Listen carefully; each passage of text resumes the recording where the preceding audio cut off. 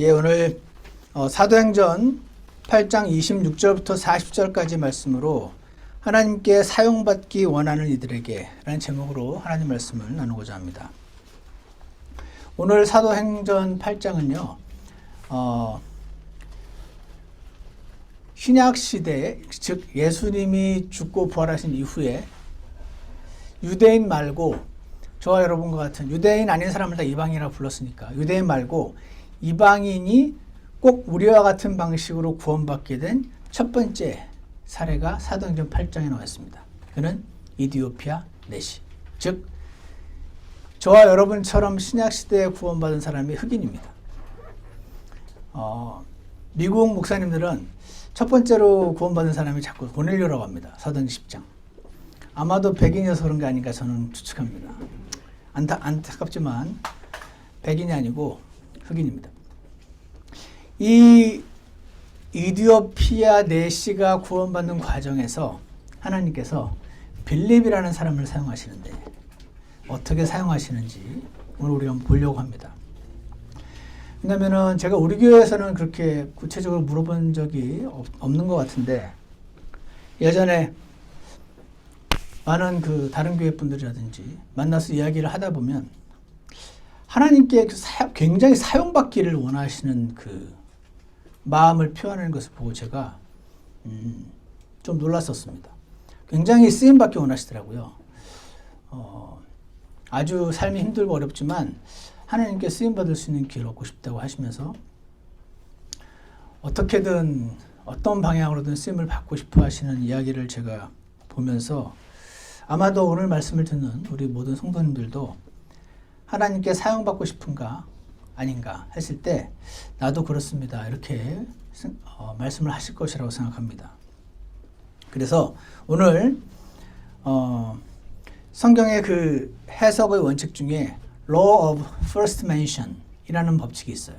어떤 단어나 어떤 스토리가 성경 전체에서 처음 나오면 주의해야 된다. 이런 원칙이 있어요. 그래서 저는 이 신약시대 예수님이 죽고 부활하신 이후에 처음 우리 신약 그리스도인들이 예수님을 믿고 구원받게 되는 첫 번째 언급이 나와 있는 이 사도행전 8장 Law of First Mention의 법칙에 따라서 주의해서 여기에 이디오피아 내시가 어떻게 구원을 받았는지 그리고 그것을 위해서 하나님께서 이 빌립을 어떻게 사용하셨는지 자세히 살펴보면서 오늘 우리에게 어떻게 하나님께 사용받기 원하는 이들에게 주시는 하나님 말씀을 한번 살펴보는 시간을 가지려고 합니다. 첫 번째로요.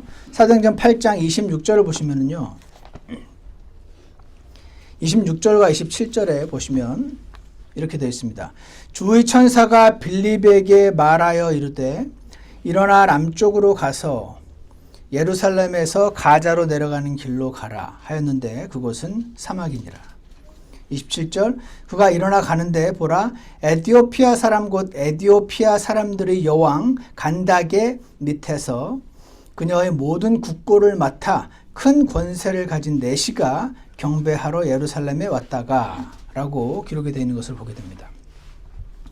여기 에디오피아라는 단어가 있는데 이 성경에 나오는 에디오피아는 현재 우리가 알고 있는 이디오피아 아프리카에 있는 그 이디오피아와 조금 달라요. 어떻게 다르냐면 누비아라고 하는 나라가 당시에 있었습니다. 누비아.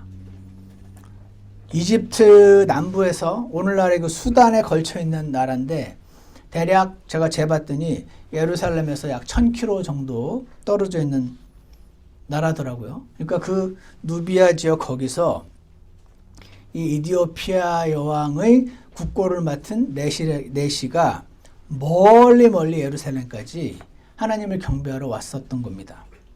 그리고 이제 여왕 간다게라고 나와 있죠. 찾아봤더니 파라오도 타이틀이지 사람이 아니에요. 그러니까 무슨 파라오 우리나라 무슨 공민왕, 공양왕, 중종 이렇게 있는 것처럼 파라오는 그 왕의 타이틀이지 한 명이 아니거든요. 그래서 여러 파라오가 있는 것처럼 간다게도 타이틀이래요. 그래서 간다게라는 이름의 여왕이 아니고 간다게 무슨 간다게 있다고 합니다.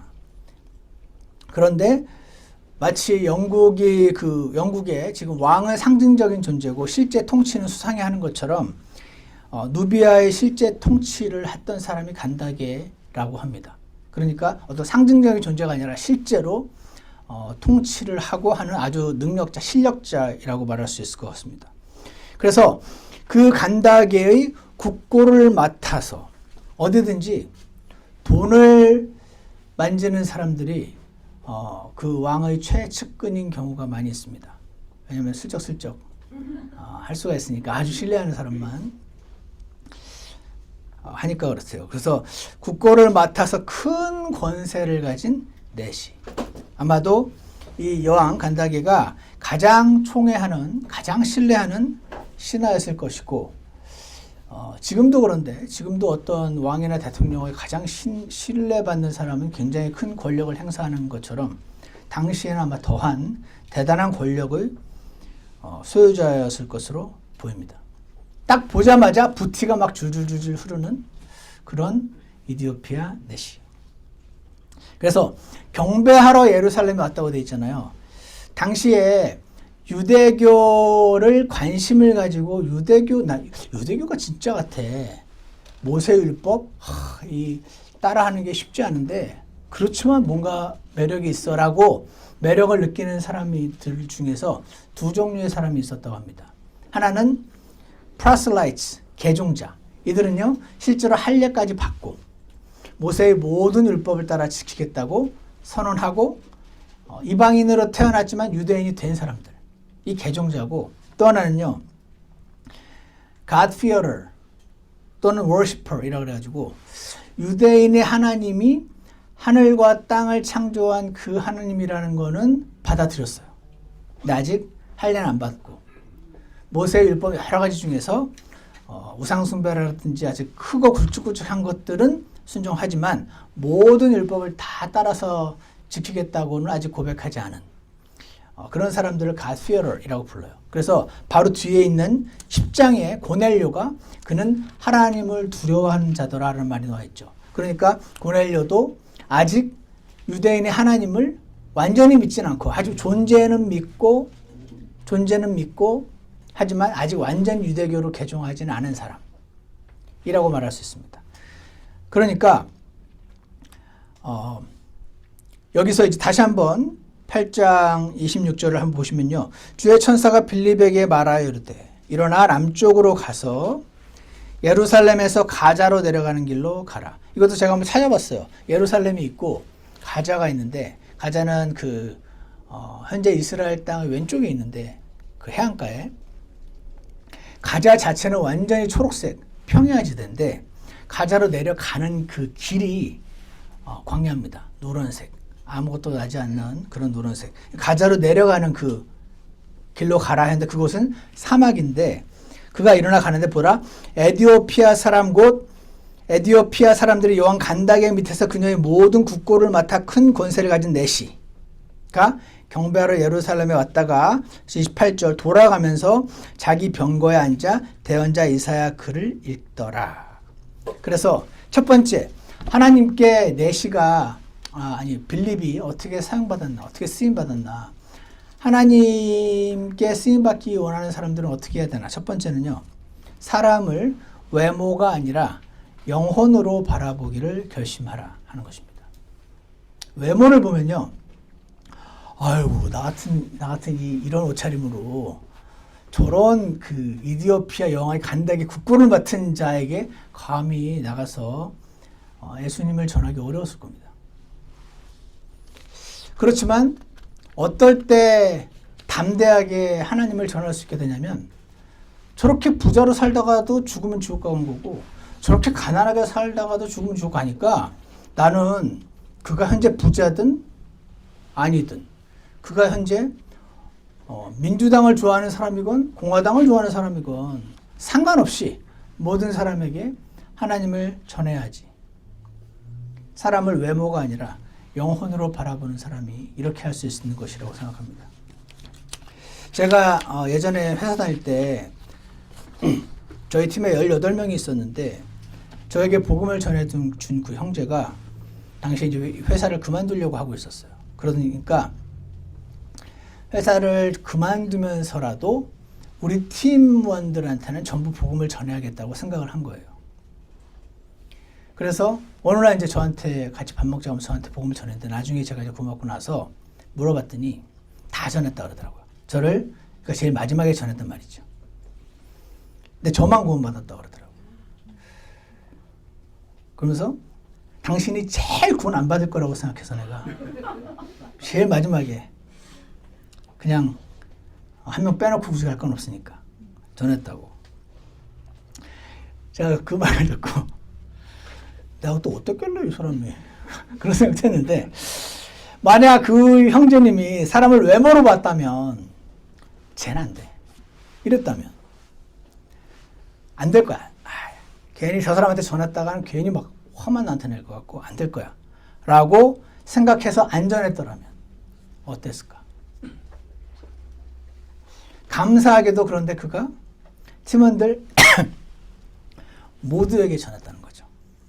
그래서 그 형제가 외모를 보지 않고 전한 덕분에 아마 모르겠는데 외모를 보면은 제가 그렇게 구원 안 받을 것처럼 생겼었나 봐요. 외모를 보지 않고 나의 임무는 전한 데까지 있는 거고 그 다음은 하나님께서 알아서 하시는 거지 라고 해서 전해준 덕분에 제 인생이 복된 하나님을 믿는 길로 들어오게 되었었구나 하는 생각을 잠시 해보게 되었습니다. 로마서 2장 11절을 보면은 하나님께서 사람들의 외모를 중시하지 아니하시기 때문이라 라는 말씀이 나옵니다. 외모를 중시하지 않는다는 것은 그런 거죠. 저 사람은 너무 부자여서 부족한 게 아무것도 없으니까 그건 안 받을 것 같아. 그래서 안 전할래. 저 사람은 너무 가난해가지고 지금 먹고 사는데 너무 힘드니까 복음을 받아들일 여유가 없을 거야. 안 전할래. 이런 겁니다. 그 형제가 저 사람한테 뭔지 모르지만 왜 저를 마지막으로 전했는데 자세하게 얘기는 안 해줬어요. 근데 외모로 보고 안 전했더라면 저는 복음을 못 받았을 것이라고 생각을 하고요. 그러니까 외모를 보지 말라는 너무 부자여도 그냥 전하는 거고 너무 가난해도 그냥 전하는 거고 성령님이 부담을 주시는 것 같은데 하면 그냥 전하는 겁니다. 꼭 성공해야지가 아니고 성공하고 안 하고는 하나님 소관이고 그냥 전하는 겁니다. 그래서 두 가지 전하는 방법이 있어요. 하나는 복음을 전하는 거죠. 복음을 그 예수님이 어떻게 사람을 용서하시는지 원리를 성경에 있는 구절을 잘 연구해가지고 여기를 보여주고 하면은 되겠구나 해서 공부를 열심히 해가지고 복음을 전해서 저처럼 오늘 이 빌립 그 내시처럼 그 병거를 타고 마차를 타고 가는 그 마차 위에서 구원받았잖아요. 교회를 안 데리고 왔죠. 저도 교회 안 가고 식당에서 구원받았거든요. 이런 거를 가르쳐서 저희는 꼭 성경에 나와 있지는 않지만 구령이라고 보통 불러요. 그 자리에서 복음을 전해서 거기서 예수님을 믿으면 구원을 받는 거거든요. 근데 또 하나 전도라는 거는 이것도 성경에 나오는 어떤 공식적인 데피니션은 아니지만 일반적으로 요즘 쓰는 워킹 데피니션으로 보자면 교회로 데려오는 걸 말하죠. 우리 교회 참 좋아. 당신 요즘 되게 힘들어 보이던데 우리 형제님 자매님들이 기도해주고 그리고 말씀 들으면은 혹시 몰라 와닿을지도 몰라 하면서 교회로 데려오는 거 그런 걸 전도라고 일반적으로 부르고요.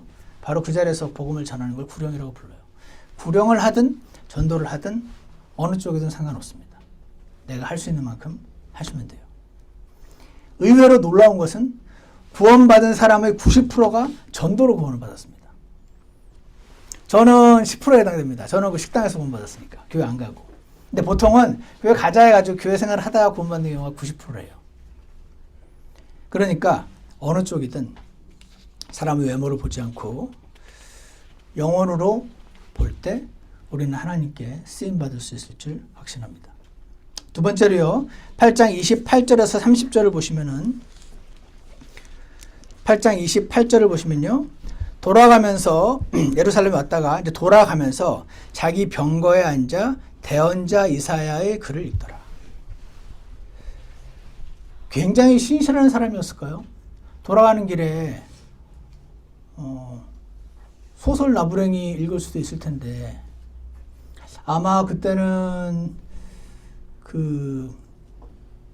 인쇄술도 안 발달하고 책도 없으니까 지금처럼 그렇게 소설, 재밌는 소설들이 별로 없었던 건지 아니면 뭔지 모르겠지만 그래도 여행 갔다 돌아왔는데 피곤한데 굳이 대언자 이사야의 글을 펴고 읽었다는 말은 이 사람 뭔가 지금 찾고 있는 사람이었을 것이라고는 느낌이 듭니다. 여러분 어디 여행 가실 때 비행기 안에서 성경책 많이 읽으시나요? 기차 타고 가실 때 성경책 잘 안 읽으시죠. 유튜브가 훨씬 쉽잖아요.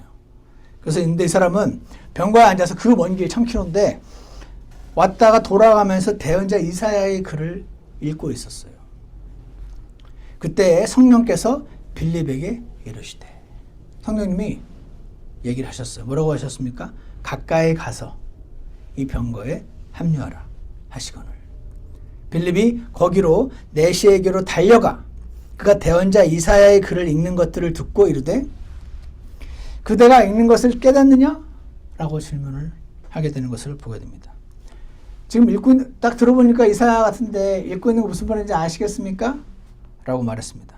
그랬더니 이 사람이 뭐라고 합니까? 31절 내시가 이르되 누가 나를 지도해 주지 않으면 어찌 내가 깨달을 수 있으리요 하고 빌립이 올라와 자기와 같이 앉을 것을 청하니라. 나 지금 읽고 있긴 있는데 잘 못 알아듣겠다. 도대체 이게 무슨 말인지. 이 사람이 읽고 있는 걸 깨닫느냐는 질문을 하는 걸 볼 때 뭔가 잘 아는 사람 같으니까 올라와서 좀 가르쳐 달라고 한 겁니다. 그가 읽은 성경 기록은 이 부분이니 일러스되 그가 도살장으로 가는 양같이 끌려갔으며 이사야서 53장이었습니다. 털 깎는 자 앞에서 잠잠한 어린 양같이 자기 입을 열지 아니하였도다. 자, 그래서 8장 26절도 한번 보시면 주의 천사가 빌립에게 말하여 이르되 일어나 남쪽으로 가서 예루살렘에서 가자로 내려가는 길로 가라 라는 말씀을 합니다. 자, 여기 보시면요. 지금 이 시기는 사도행전, 사도들이 막 예수님 부활 이후에 온갖 기적을 일으키던 그런 시기입니다. 그리고 성령님이 막 직접 말씀해 주는 시기예요. 그래서 요즘하고 좀 다를 수 있습니다. 일반적으로 요즘은 성령님이 그 audible voice, 귀에 들리는 그런 음성으로 말씀을 주시는 경우가 예외에 해당되지 원칙이 아니거든요. 근데 이 당시에는 이렇게 했어요. 성령님이 저기 남쪽으로 가라 그런 거죠. 빌립이 성령님 저기 남쪽은 아닌 것 같은데요. 가는 길에 광야도 있고 거기 사람이 뭐 몇 명이나 있겠어요. 저쪽으로 가야지 훨씬 더 사람도 많고 그렇지 않을까요? 이렇게 생각할 수도 있었을 텐데 그대로 순종하는 것을 보게 되고 그 다음에 29절에도 성령께서 빌립에게 이르시되 가까이 가서 병거에 합류하라. 그때도 가까이 가서 병거에 합류하라고요? 그러려고 그랬다가 당신 뭔데 병거에 합류하려고 그래? 이러면 어떡하죠? 그러면 너무 뻘쭘하잖아요. 그러면은 복음을 전할 수 있는 기회도 닫히지 않을까요? 할 말은 굉장히 많을 수 있었다는 것입니다. 그런데 빌립은요, 성령님의 음성을 듣고 그대로 순종한 것을 보게 됩니다. 가라 그랬을 때 가고, 합류하라 그랬을 때 합류하고, 전하라 그랬을 때 전하고, 잠깐 기다려 라고 할 때 기다렸던 것. 그래서 두 번째 하나님께 쓰임받는 비결은요, 성령님의 음성을 듣고 순종하러 하기로 결심하라 하는 것입니다. 빌립이 이디오피아 내시를 예수님께로 인도할 수 있었던 이유는 성령님의 음성을 일단 들을 줄 알았고요. 그리고 순종할 줄도 알았기 때문에 그렇습니다. 아까도 말씀드린 것처럼 성령님의 음성이 잘 안 들립니다. 영적인 거인들의 기도 용사들, 무슨 허드슨 테일러라든지 조지 밀러라든지 뭐 데이비 브레이너라든지 또 누구 있었는데 하여튼 그런 분들 보면요, 진짠가 싶을 정도로 특히 한 사람 같은 경우는 1500년, 1800년대, 1700년대 그 무렵에 영국에 있었던 사람들이었는데 그 사람들 그 적어놓은 간증을 보면은 와 진짜 이렇게 직접적으로 말씀을 하시기도 하는 건가 싶은 분들이 간혹 있습니다. 간혹 있고 대부분은 어떻게 성령님의 음성을 듣냐면요. 성령님이 떠오르게 하시는 생각을 통해서 성령님을 듣는 것을 보게 됩니다. 심지어는 사도행전 그 뒤에 좀 보실까요? 사도행전 16장 보세요.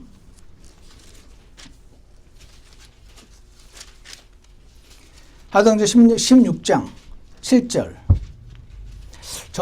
제가 하나님과 동행하는 그거에 있어서 굉장히 결정적인 역할을 해주셨던 말씀인데, 사도행전 16장 7절을 보면 그들이 무시아에 이른 뒤에 사도 바울 일행이죠.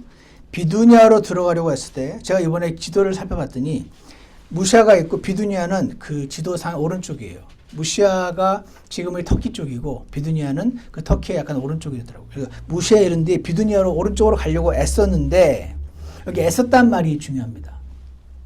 왜 애썼을까? 제가 보니까 이 비두니아 쪽에 밭이 막 휘어져 있는 것 같이 보였겠죠. 일로 가서 복음을 전하면 많은 사람이 구원을 받을 거라고 생각을 했을 거예요. 그래서 비두니아로 들어가려고 애쓰는데 성령님께서 그들을 허락하지 아니하시더래요. 구체적으로 어떻게 막으셨는지는 잘 모르겠는데 영적으로 민감했던 바울이 센스를 한 거죠. 그래서 무시아를 지나 드로아로 내려갔다. 드로아는 그 비두니아는 그 지방이고 주 같은 거고 드로아는 도시더라고요. 그러니까 여기서 이쪽으로 가려고 했는데 막으시고 이쪽의 맨 끝에 있는 드로아 왼쪽으로 가게 하시더라는 겁니다. 거기 갔다가 꿈에 마케도니아 사람들이 자신을 부르는 것을 보고 하나님이 우리에게 마케도니아로 가라고 하시나 하면서 마케도니아 쪽으로 건너가서 사도행전 16장 빌립보, 데살로니가, 고린도 거기서 계속 막 사람들이 구원을 받고 하나님 그를 보내신 거죠. 여기서 저를 주목했던 말씀은 사도 바울이 처음부터 야 절로 가 이렇게 듣고 움직이지 않았구나 하는 거였었습니다. 원래 일로 가려고 그랬잖아요. 왜냐면은 그냥 상식적으로 이게 맞는 거였어요. 그랬는데 하나님이 막으시는 거를 센스해서 이렇게 갔잖아요. 그래서 왜 이게 제에게 와닿았냐면,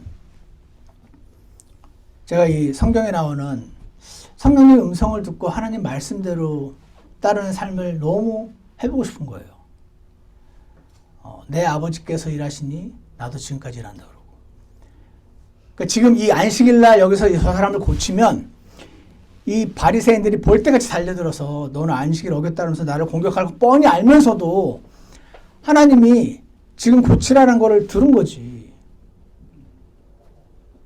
그래서 여기서 고치면은 저들이 나를 죽이려고 달려들 걸 알지만 했던 거잖아요. 그러니까 듣고 한 거잖아요, 한마디로.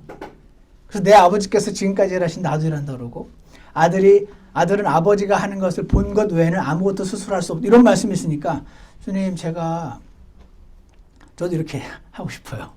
한 거죠. 지금 제가 저기 미국 신학교로 가는 게 맞습니까? 아니면 여기서 다른 거 하는 게 맞습니까? 저기 이쪽에서 미국 뉴저지 쪽으로 오는 게 맞습니까? 아니면 한국으로 가는 게 맞습니까? 하나님이 왜냐면 아들은 아버지가 하는 것을 본 것 외에는 아무것도 스스로 할 수 없으니까 야 일로 가지 마. 일로 가. 알려주시면 무조건 가겠습니다라고 하는데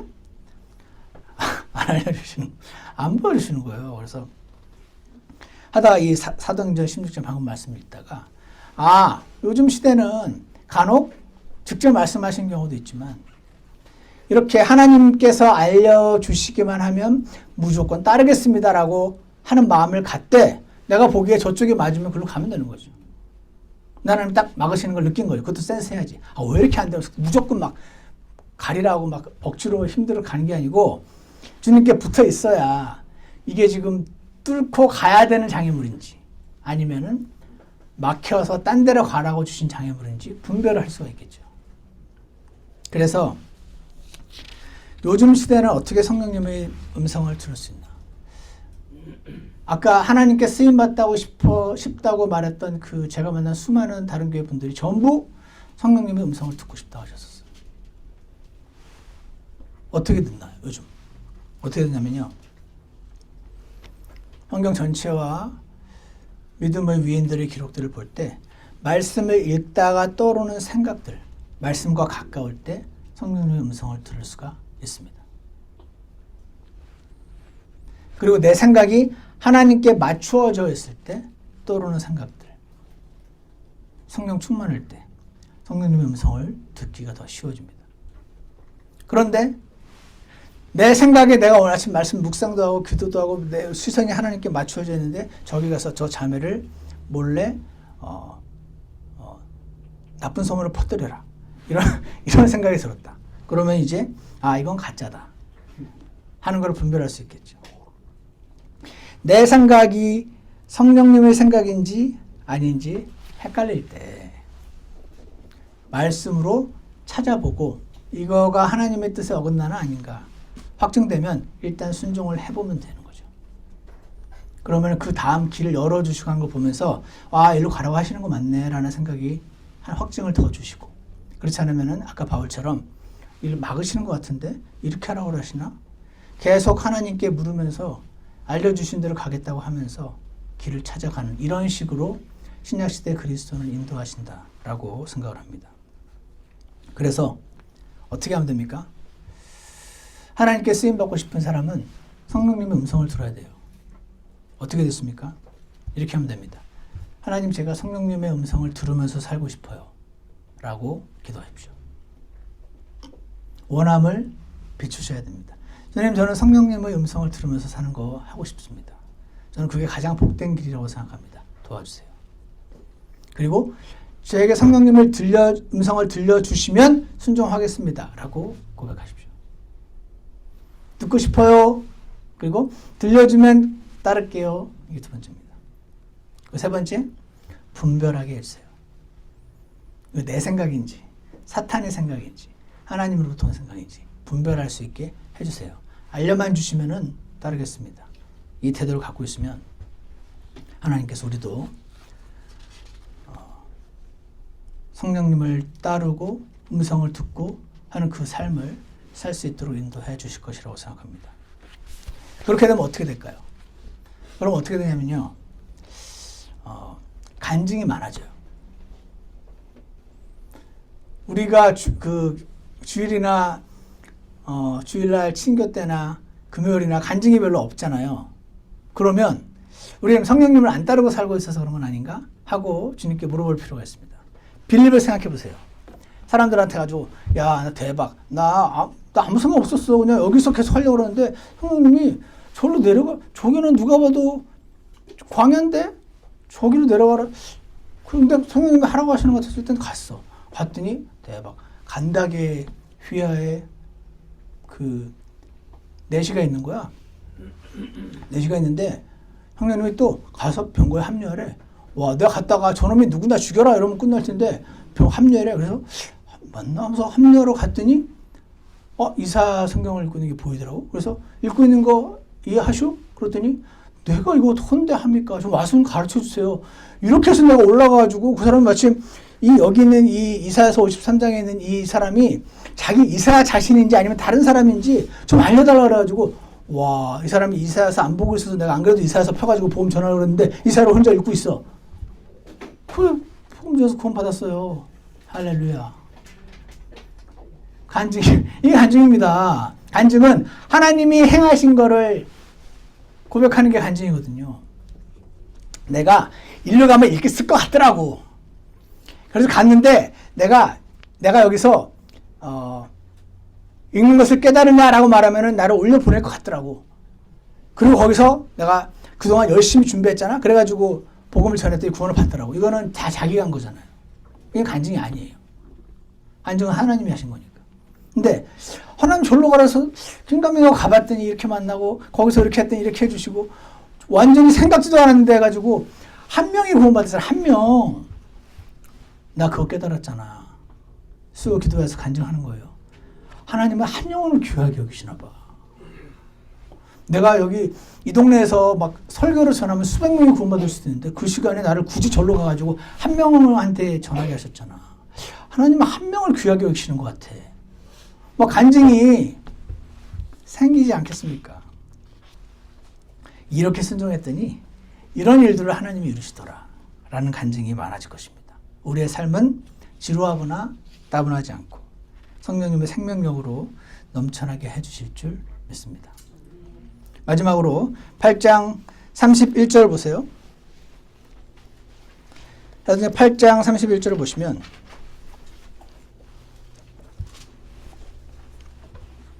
내시가 이르되 누가 나를 지도해 주지 않으면 어찌 내가 깨달을 수 있으리요 하고 빌립이 올라와 자기와 같이 앉을 것을 청하니라. 그가 읽은 성경 기록은 이 부분이니 일렀을 때 그가 도살장으로 가는 양같이 끌려갔으며 털 깎는 자 앞에서 잠잠한 어린 양같이 자기 입을 열지 아니하였도다. 지금 우리 성경 일독 여러 번 하셔서 그 기프트 카드 받아보신 분들은 이거 털 깎는 자 앞에서 잠잠한 어린 양이 딱 예수님이네 딱 아시잖아요. 근데 이 사람은 몰랐겠죠. 성경 일독 기프트 카드를 받아본 적이 없으니까. 그래가지고 그가 굴욕을 당하며 공정한 재판도 받지 못해. 그렇지, 예수님은 공정한 재판도 못 받았지. 누가 그의 세대를 밝히 드러내리요 이는 그의 생명이 땅에서 빼앗김을. 그렇지, 예수님이 얼마 전에 빼앗김 당했지. 누가 봐도 너무 쉽게 예수님이잖아요. 그래서 내시가 빌립에게 응답하여 원하거니 대언자는 누구를 가리켜. 이게 도대체 누구냐 이 사람. 양털 깎는 자 앞에 잠잠하게 털을 깎는데, 여러분 돼지한테 뭐 하려고 가면요 엄청 소리 지른다고 하더라고요. 빽빽 하면서 막 돌아다니고 뭐 이렇게 뭐 해주려고 가까이 가도 돼지한테 뭐 해주기가 되게 어렵대요. 혹시 자기 죽이러 오는 줄 알고 엄청 소리를 지르면서 도망 다녀가지고. 근데 양은 털을 깎으러 와도 가만 바보같이 있는 거죠. 털 깎다가 탁 아플 수 있잖아요. 개들도 왜 발톱 깎아주거나 털 깎을 때 가만히 안 있는다고 들었는데 양은 가만히 있는데요. 예수님께서 사복음서를 이렇게 읽어보면은 자신을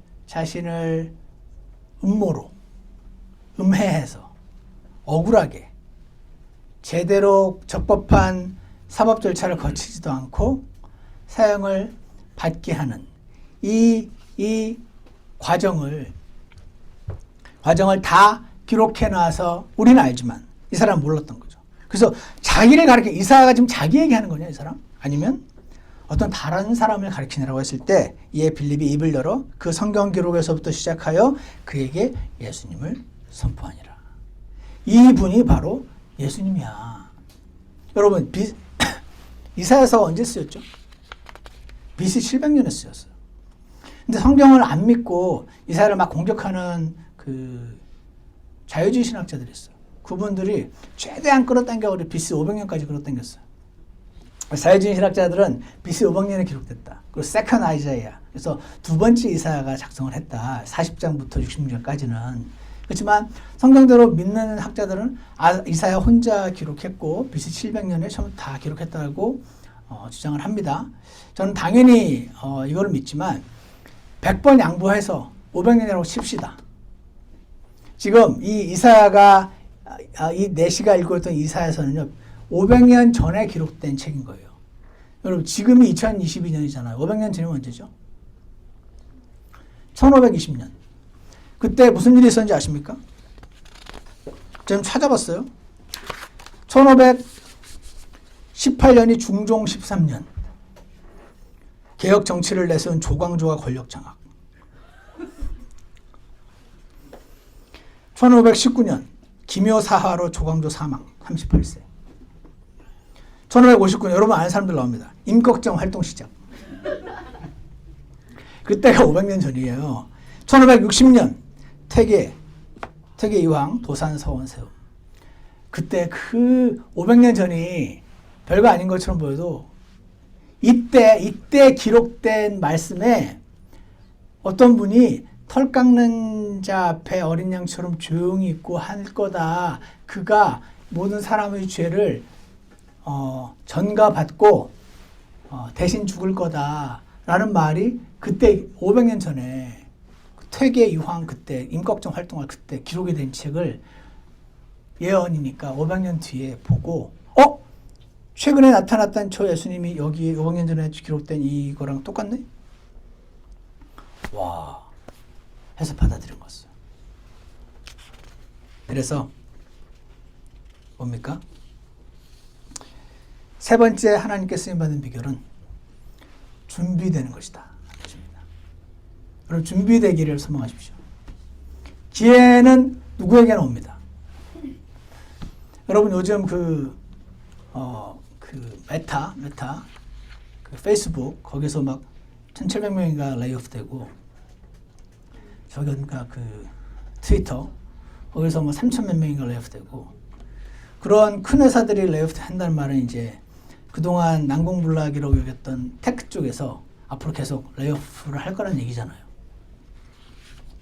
그런데 그 중에서 어떤 친구들은요 금방금방 딴 데로 간대요. 왜 그럴게요?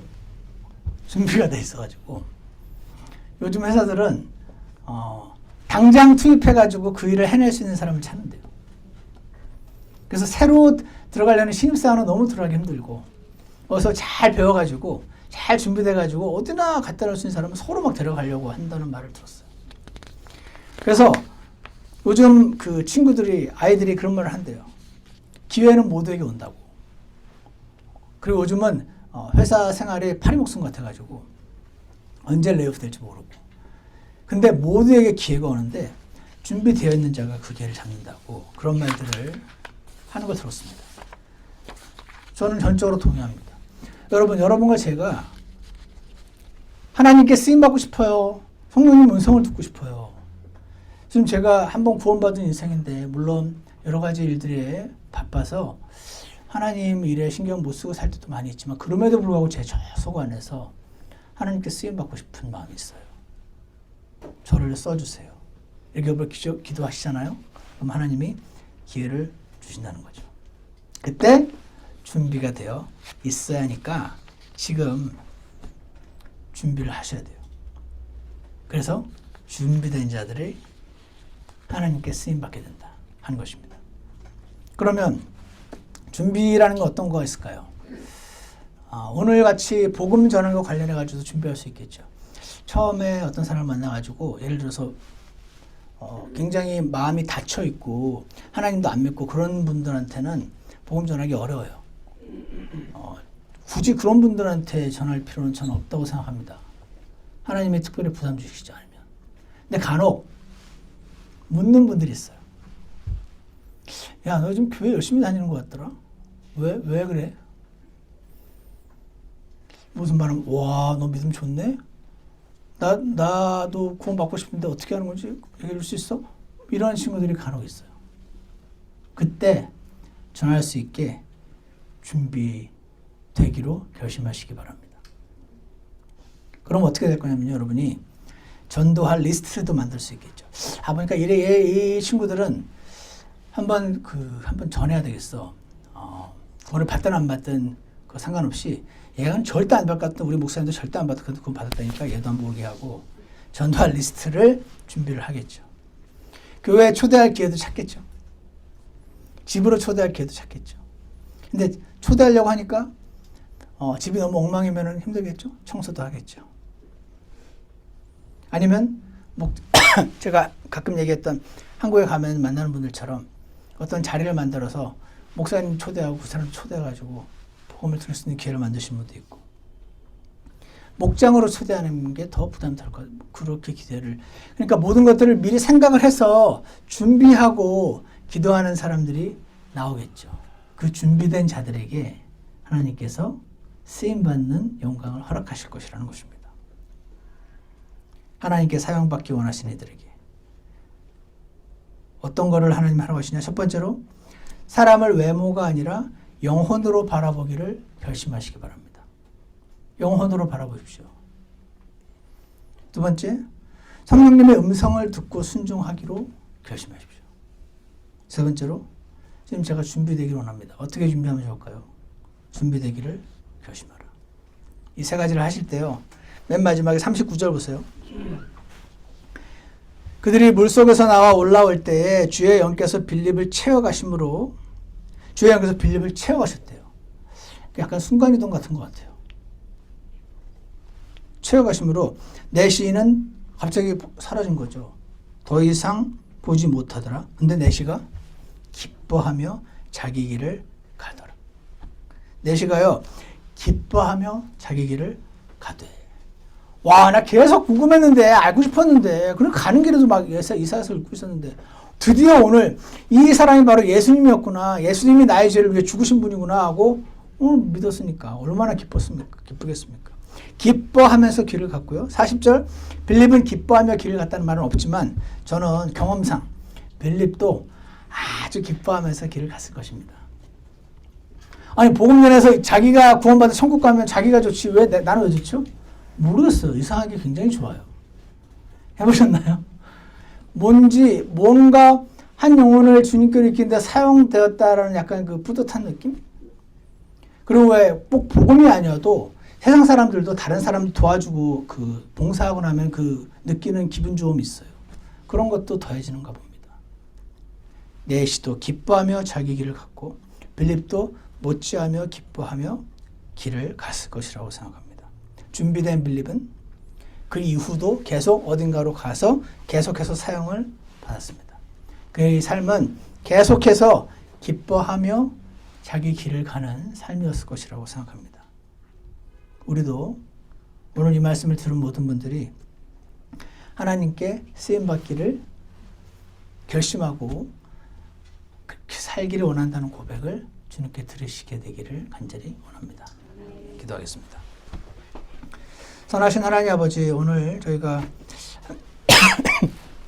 함께 하나님 말씀을 살펴보았습니다.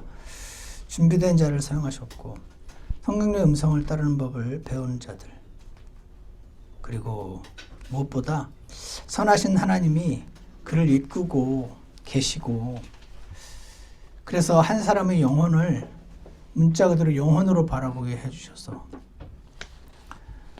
사람들을 주님께로 이끄는 그 일에 주님께서 사용해 주신 이야기를 살펴봤습니다. 지금 저희도 빌립처럼은 못하겠지만 그래도 하나님께 쓰임받고자 그렇게 결심하는 분들이 많이 계시오니 주님께서 선하게 인도해 주시고 하나님께 쓰임받는 기쁨과 영광을 누리며 살아갈 수 있도록 주님께서 축복하여 주시옵소서. 감사를 드리며 예수님 이름으로 기도드렸습니다. 아멘. 다 같이 찬송가 358장입니다.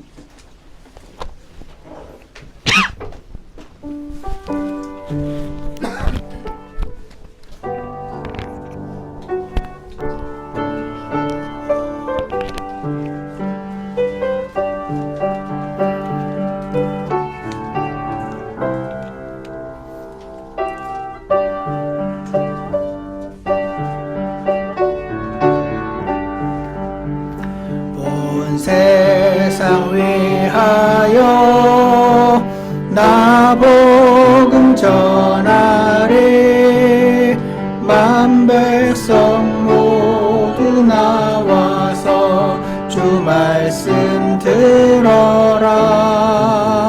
죄 중에 빠져서 헤매는 자들아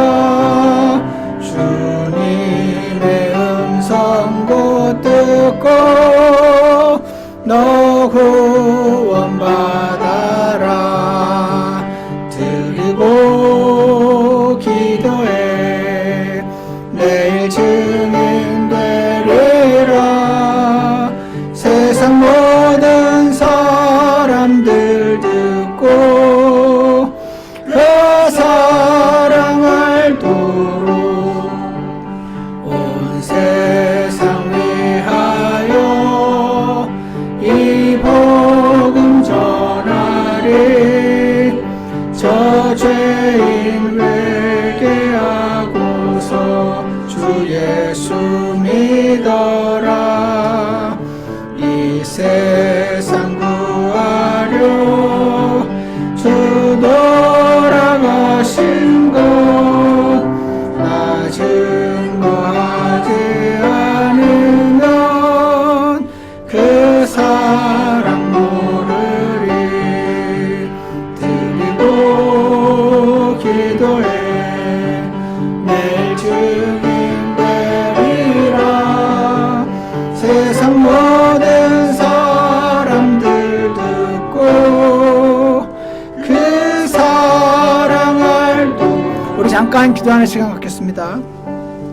하나님께 쓰임받기를 원하고 사용받기 원하시는 모든 분들, 주님 앞에 그렇게 되길 원한다고 정식으로 고백하시기 원합니다.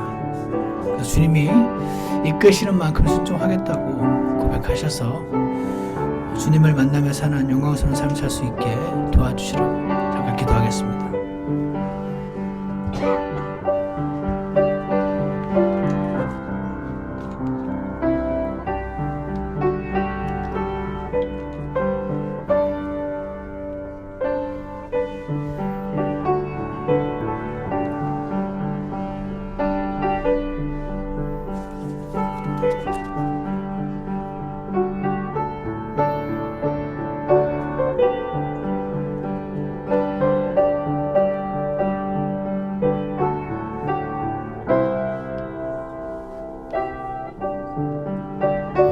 끝난 분들은 함께 3절 하겠습니다.